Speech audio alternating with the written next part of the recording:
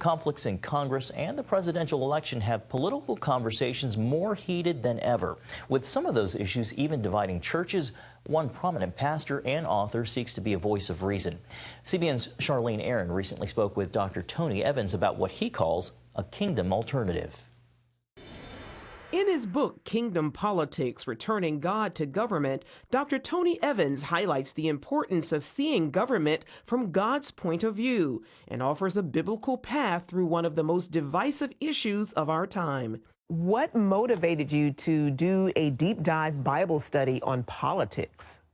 What motivated me was the chaos, confusion, and divisiveness that I was seeing among Christians, where we were allowing the political landscape to inform our biblical worldview rather than our biblical worldview informing the political landscape. During an appearance on CBN's PrayerLink, Dr. Evans offered advice for talking with those we disagree with politically. Believers should always speak with grace. We should always speak with a spirit of love without compromising truth.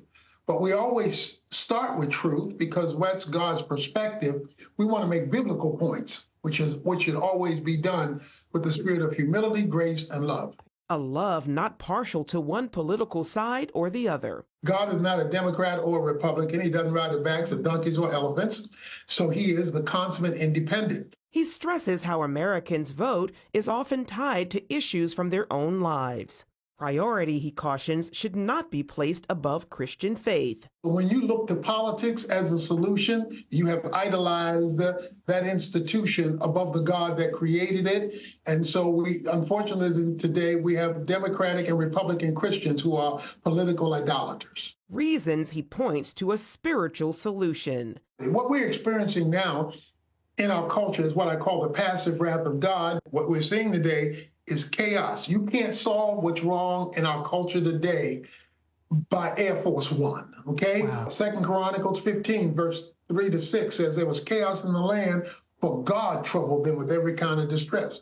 If God is your problem, it doesn't matter who you elect. If God is your problem, you better get that straight. In the end, only one thing really matters. You should pray for local and national leaders that they will be influenced to make the right decisions.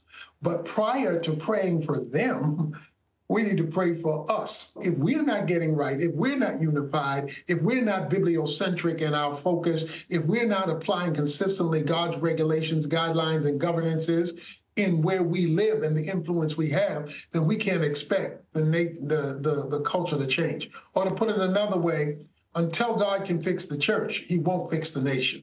Charlene Aaron, CBN News. Not a political solution or earthly solution, but a spiritual one. Gordon?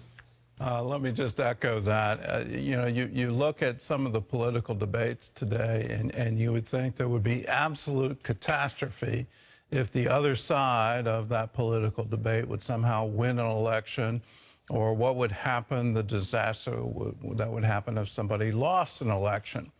Well, you're having a problem, and it's an idolatrous problem. That's what Tony Evans just said. If you're saying, our Father, who art in Washington, D.C., you have the wrong God. Our God should never be our government. Our God is independent of that. And let me add, when Jesus comes back, he's not coming back to take sides. He's not going to come back and say the Republicans have been right all along or the Democrats have been right all along. He's going to come back and take over.